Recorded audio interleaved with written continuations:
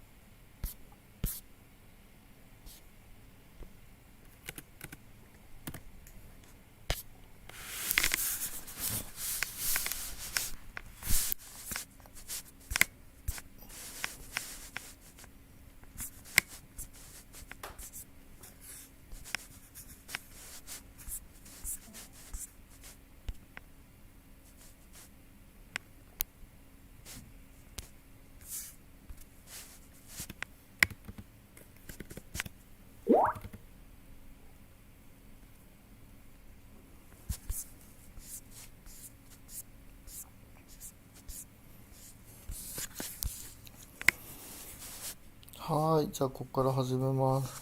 Sommerfeld Theory of Conduction in Metals. Sommerfeld Theory of Conduction in Metals. To find the velocity distribution for electrons in metals, consider a small volume element of K space about a point K in volume decay. Footnote 26. Small enough that Fermi function and other functions of physical interest vary negligibly throughout the volume element, but large enough that it contains very many one-electron levels. Small volume element allowing for the twofold spin degeneracy. The number of one-electron levels in this volume element is C218 V over 4 pi cube decay. The probability of each level being occupied is just F of decorated epsilon K of K, and therefore the total number of electrons in the K-space volume element is V over 4 pi cube F of epsilon of K dk, where decorated epsilon of K equal h bar square K square divided by 2m. Since the velocity of a free electron with wave vector k is v equal h bar k divided by m, equation 212, the number of electrons in an element of volume dv about v is the same as the number in an element of volume k dk, which is equal to m over h bar to the power cube dv about k equal mv divided by h bar. Consequently, the total number of electrons per unit volume of real space in a velocity space element of volume dv about v is f of v dv. I don't know if Consequently, the total number of electrons per unit volume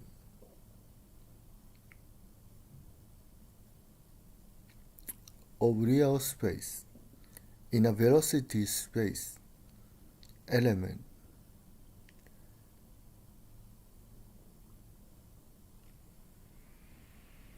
this is very complicated.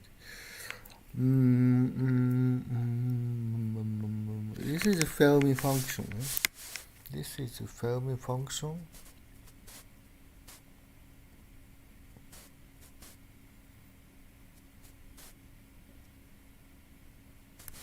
Okay. So this is more like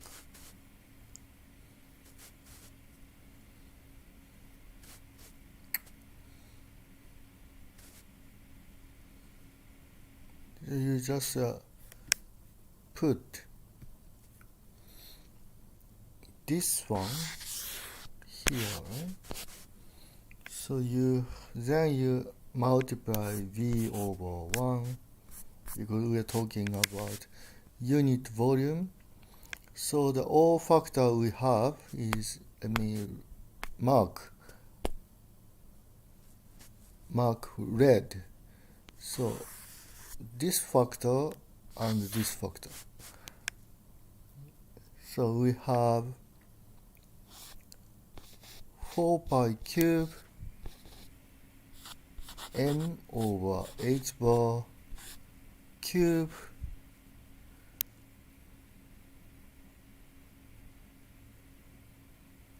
f epsilon k, which is this is a Fermi function, this one, in dk. So we just equate fv dv equal this. So f of v is some strange function. We don't usually use such function. Okay. Sommerfeld re-examined the Drude model, replacing the classical Maxwell-Boltzmann velocity distribution 2.1 by the Fermi-Dirac distribution 2.89 using a velocity distribution constructed from quantum mechanical argument in a otherwise classical theory requires some justification.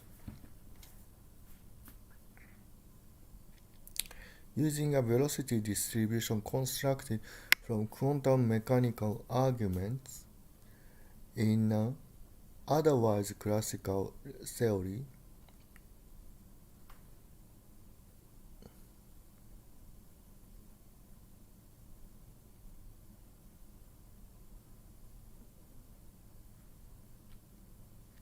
using a velocity distribution constructed from quantum mechanical argument in an otherwise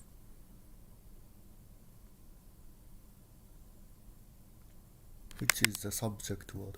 Using a velocity distribution constructed from quantum mechanical arguments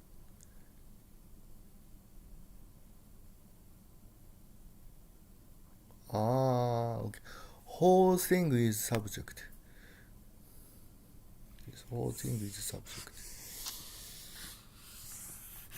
This is whole thing is subject. Using a velocity distribution constructed from quantum mechanical argument in an Otherwise, classical theory requires some justification. 27. A detailed analytical justification is fairly complicated to construct, just as it is a fairly subtle matter to specify with generality and precision when the quantum theory can be replaced by its classical limit. The underlying physics, however, is straightforward.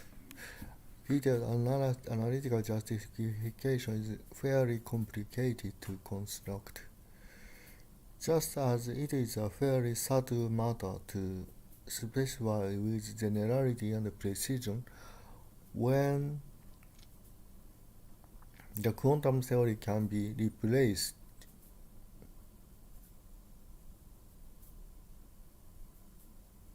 by its classical limit. The underlying physics, however, is straightforward. Okay, anyway. One can describe the motion of an electron. One can describe the motion of an electron classically if one can specify its position and momentum as accurately as necessary, without violating the uncertainty principle. Okay, this is just a general statement. One can describe the motion of an electron classically if one can specify its position and momentum as accurately as necessary without violating the uncertainty principle. This is just a general description. There is also a somewhat more specialized limitation on the use of classical mechanics in describing conduction electrons.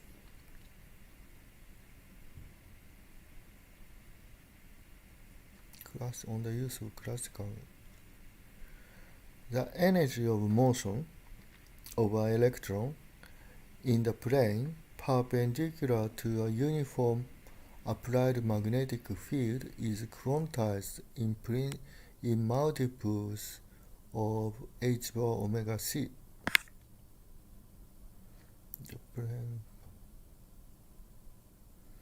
Even for the fields as large as 10 to 4 Gauss, which is 1 Tesla, this is a very small energy. But in suitably prepared samples at temperatures of a few degrees Kelvin, these quantum effects become observable and are in fact of great practical importance. Yeah.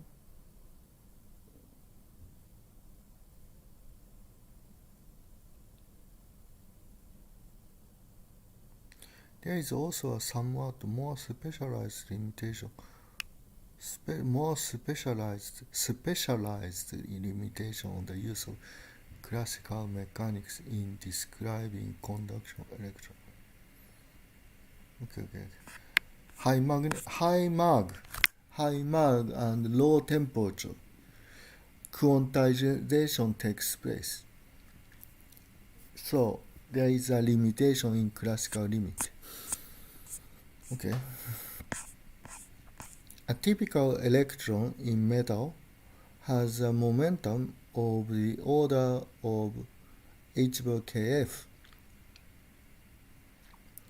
So the uncertainty in its momentum, delta P, must be small compared with h bar kF for a good classical description. Yeah. Since from 222 Kf is about 1 over Rs, the uncertainty in the position must satisfy delta X is about H over delta P which is much larger than 1 over kf.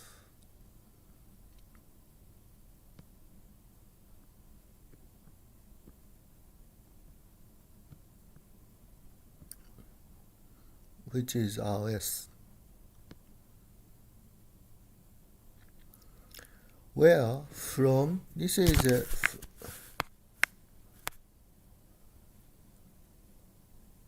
for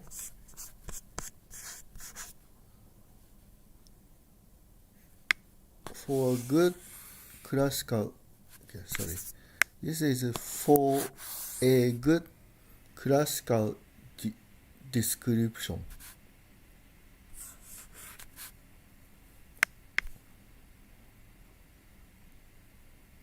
For a good classical description to hold.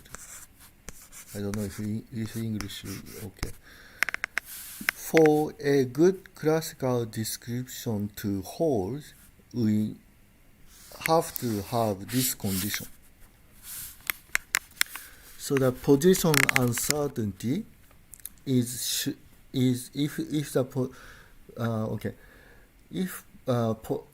we don't specify the position so accurately as like Rs, which is atomic scale, if we don't specify the position of electron so accurately, good classical description should hold. Where from 1.2 Rs is of the order of the mean interelectronic distance, that is angstroms. Thus, a classical description is impossible if one has to consider electrons localized within atomic distances, also of the order of angstroms. Thus, a classical description is impossible if one has to consider electrons localized within atomic distances. However, the conduction electrons in a metal are not bound to particular ions, but can wander freely through the volume of the metal. In a macroscopic specimen, for most purposes, there is no need to specify their positions to an accuracy of 10 to power minus 8 centimeter, which is angstrom. The Drude model assumes a knowledge of the position of an electron primarily in only the two following contexts. No position of an electron primarily in only the two following contexts. Number 1.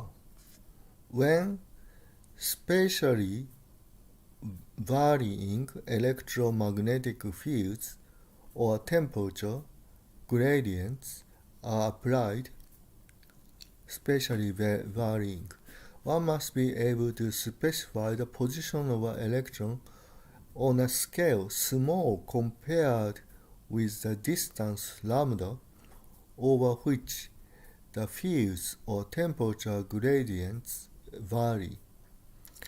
For most applications, the applied field or temperature gradients do not vary appreciably on the scale of angstroms, and the necessary precision of definition in the electron's position need not lead to an unacceptably large uncertainty in its momentum. For example, the electric field associated with visible light varies appreciably only over a distance of order 10 to cube angstroms. If, however, the wavelength is very much shorter than this. For example, X-rays, one must use quantum mechanics to describe the electronic motion induced by the field. Number 2. There is also an implicit assumption in the Drude model that one can localize an electron to within substantially less than a mean free path L. There is also an implicit assumption in the Drude model that one can localize an electron to within substantially less than a mean free path L, and one should therefore be suspicious of classical arguments when mean free path much shorter than tenths of angstrom occurs. Fortunately,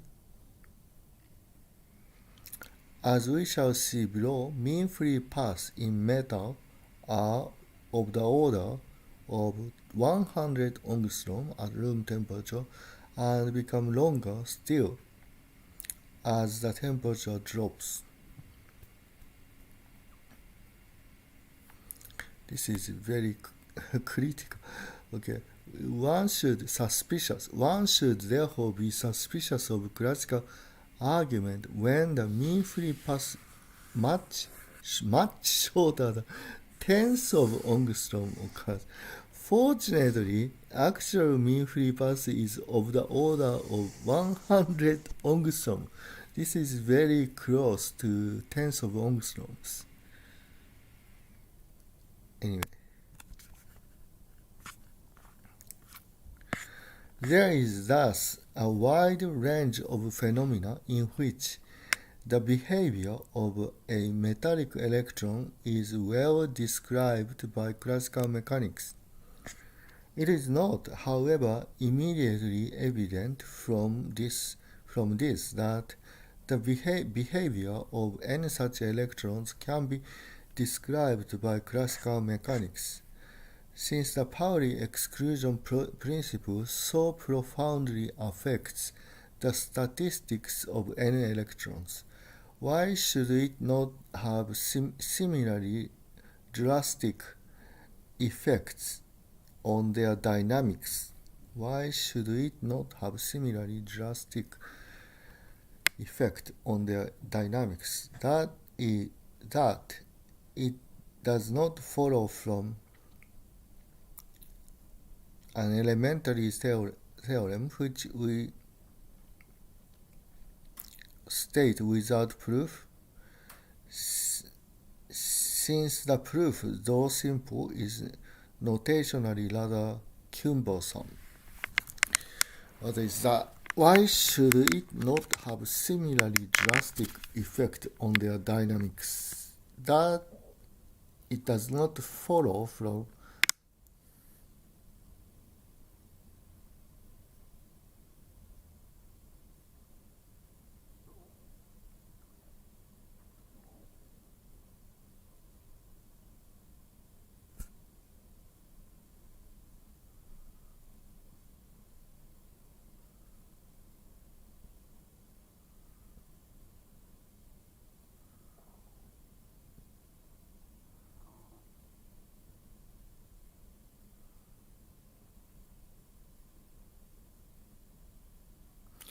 that it does not follow from an elementary theorem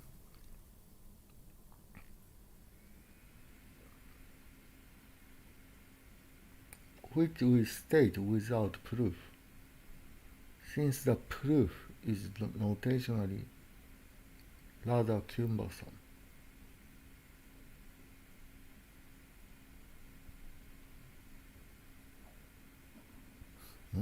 What is that? That it does not follow from an elementary theorem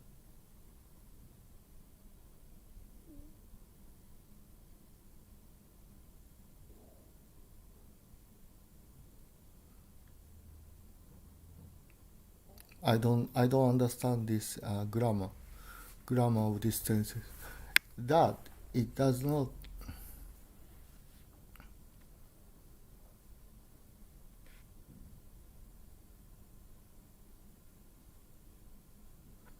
which we state without proof, since the proof is notated.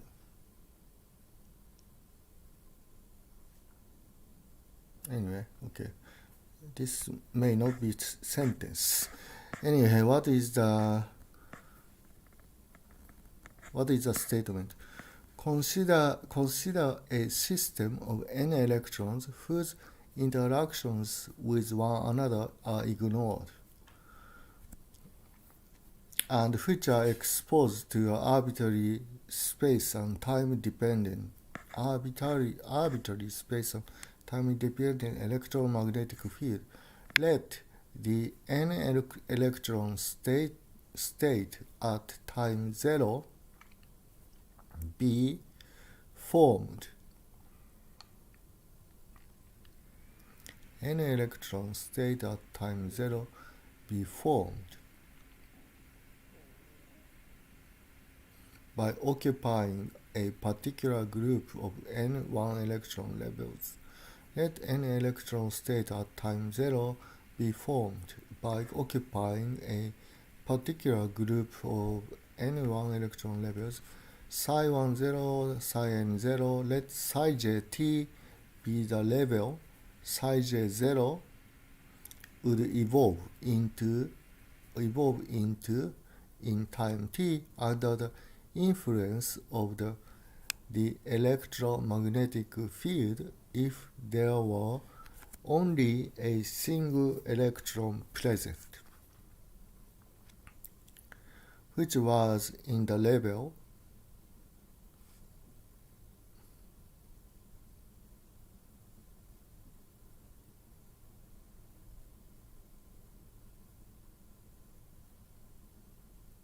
psi j 0 at time 0.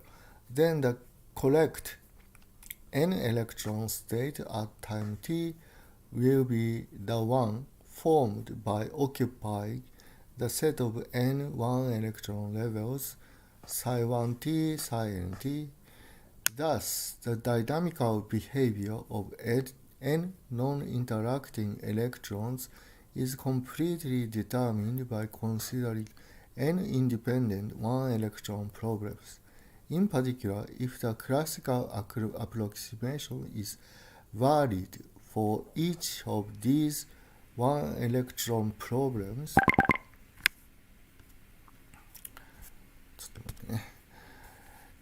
in particular, if the classical approximation is valid for each of these 1 electron problems, it will also be valid for the whole n electron system.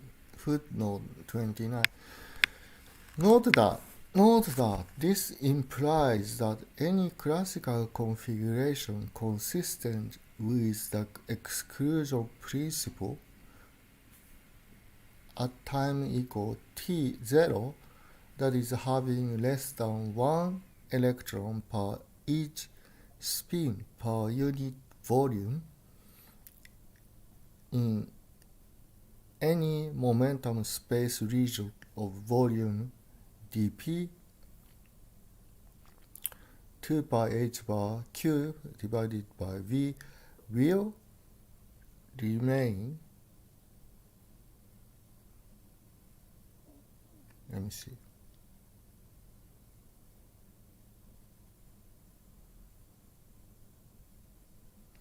having less than 1 in any momentum space region of volume will remain consistent with the exclusion principle at all future times. This result can also be proved by purely classical reasoning as a direct corollary of Liouville theorem. See chapter 12. Okay, I think this is Liouville theorem. Because of Liouville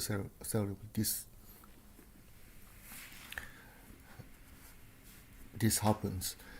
Note that this implies that any classical configuration consistent with the exclusion principle at time equals 0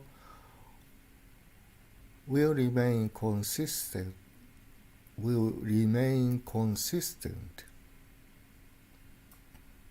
with the exclusion principle at all future time.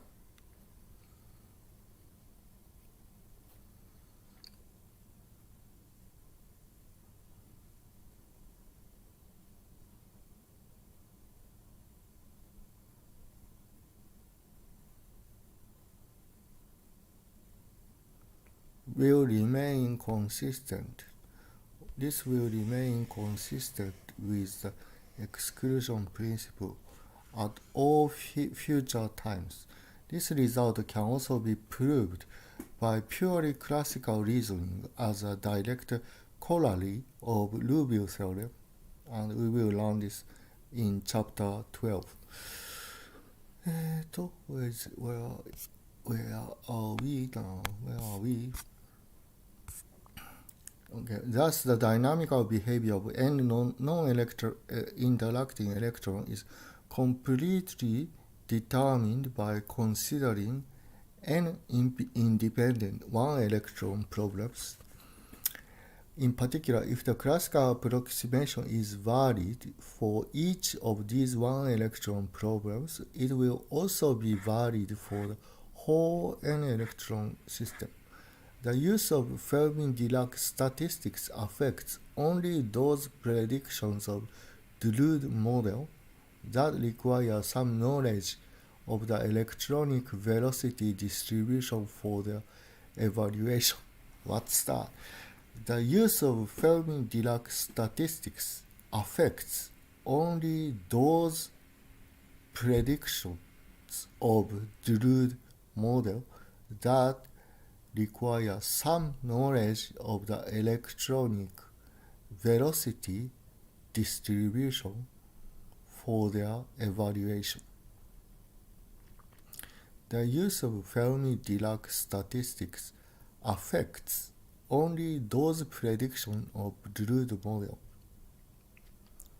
that require some knowledge of electronic velocity distribution for their evaluation. If the rate 1 over tau at which an electron experiences collision does not depend on its energy, then only our estimate of electronic mean free path and our calculation of the thermal conductivity and thermal power are at all affected by a change in the equilibrium distribution function. What is this? The use of Fermi-Dirac statistics affects only those predictions of Drude model that require some knowledge of electronic velocity distribution for their evaluation. If the rate 1 over tau at which an electron experiences collision does not depend on its energy, then only our estimate of electronic mean free path and our calculation of thermal conductivity and thermal power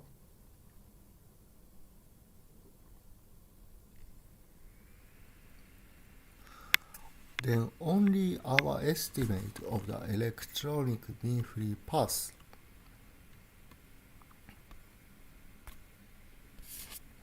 and our calculation of the thermal conductivity and thermal power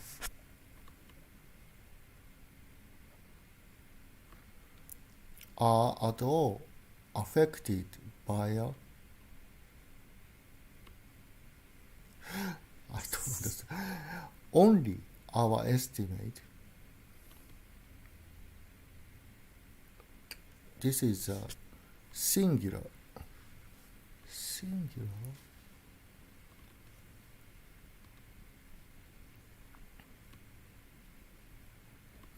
only our estimate of the electric mean free path and our calculation of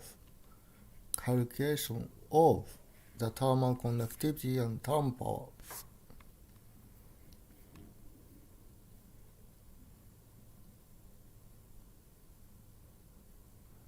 Only our estimate and our calculation. Why only? Are at all affected by a change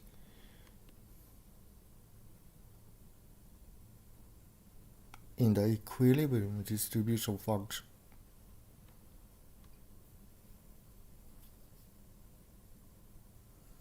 If the rate 1 over tau at which an electron experiences collision does not depend on its energy, then only our estimate of the electronic mean free path and our calculation of the thermal conductivity and thermal power are at all affected by a change in the equilibrium distribution function. I don't understand this sentence.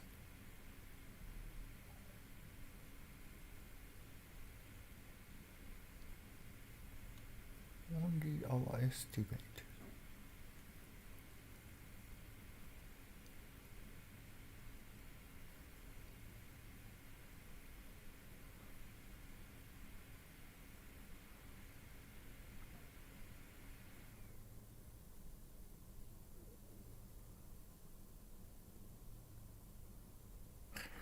I don't understand.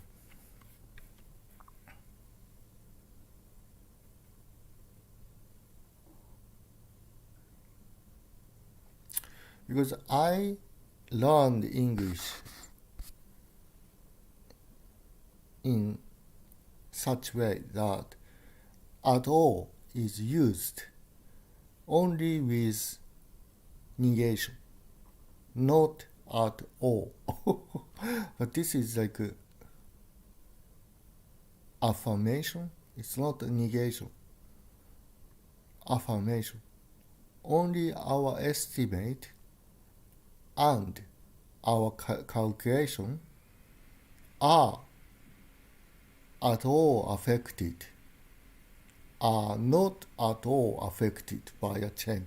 I understand if it says if A and B are not at all affected by a change in the equilibrium distribution function. Okay.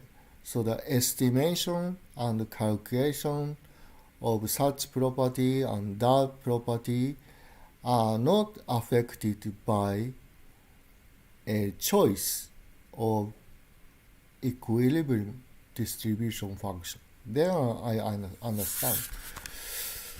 But I don't understand this sentence. Only our estimate of electronic mean free path and our calculation of the thermal conductivity and thermal power are at all affected by a change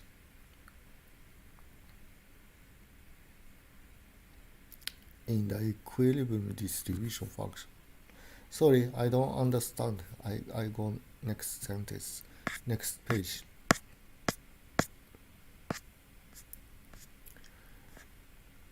Mean free path using VF equation 224 as a measure of the typical electronic speed, we can evaluate the mean free path L equal VF tau from equation 1.8 as follows. L equal RS divided by A0 square times rho U times 92 Ohm's law. Okay, I don't. What was that? Rho. This is like. I think rho U. This is resistivity in micro ohm centimeter. Rho u is typically 1 to 100. Okay. We just accept this equation. Okay. I think if we can derive this if we work out. So, because I think everybody can work out this equation themselves. So I don't dare to do that here. Then resistivity rho u is typically 1 to 100 at room temperature, and since Rs divided by A0 is typically 2 to 6, mean free paths of order 100 angstrom long are possible even at room temperature. Footnote 30. It is perhaps just as well that Drude estimated L using the very much lower classical thermal velocity. It is perhaps just as well that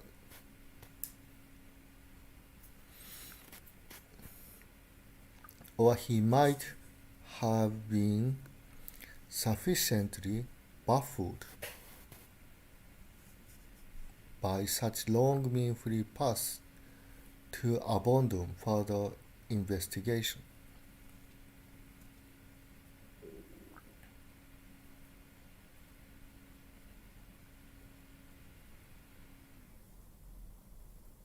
I don't understand.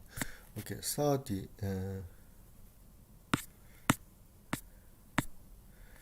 It is perhaps just as well that Drude estimated L using the very much lower classical thermal velocity, because Drude didn't know Fermi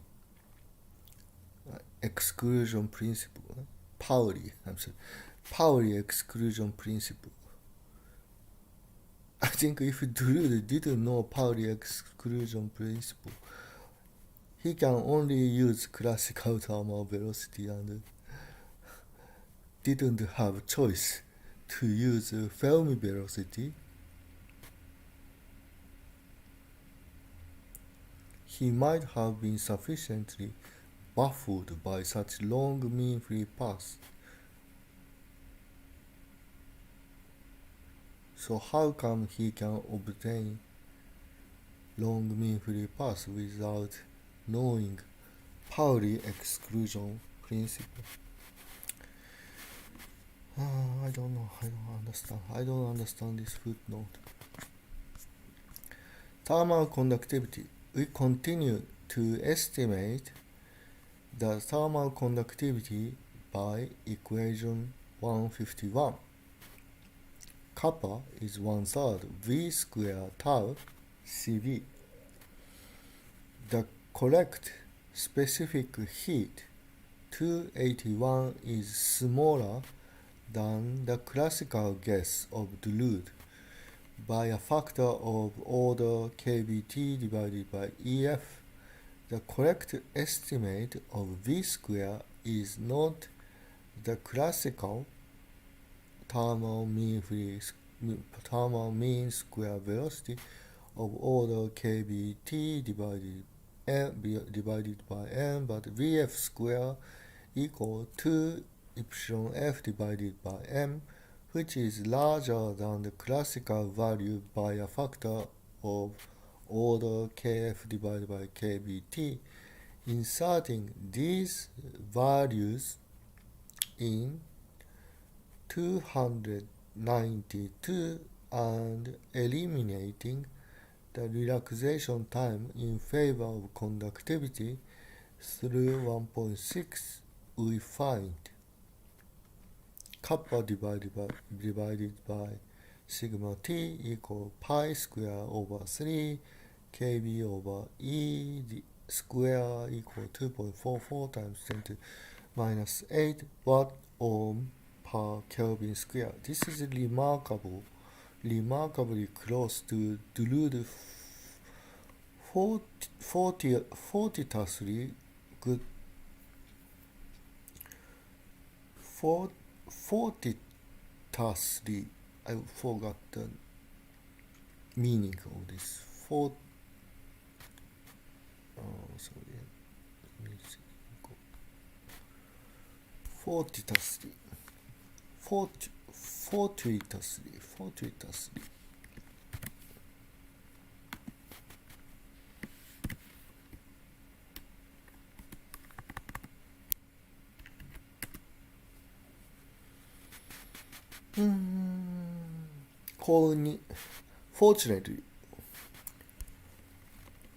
Fortuitously. Fortunately, good value. Thanks to the two compensating corrections of order kBt divided by epsilon f, and in excellent agreement with the data in table 1.6, we shall see in chapter 13 that this value of Lorentz number is a far better one than the very rough derivation of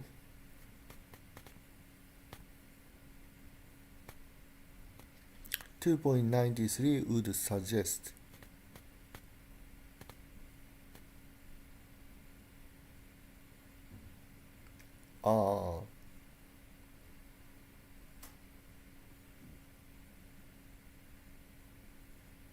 Drude value is far better. This value means Drude value. This value is Drude value. This is remarkably close to Drude 43 good value thanks to the two compensating correction of order kBt divided by EF, and in excellent agreement with the data in table 1.6, we shall see that this value or these values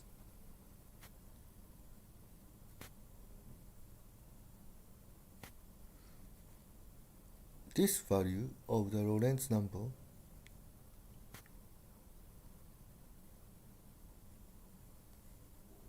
is far better than the very rough derivation of 2.93. I think I should do this rough derivation. Just now I skipped rough derivation of this, but I think I should work out this rough derivation next time. So this is page 52. See you.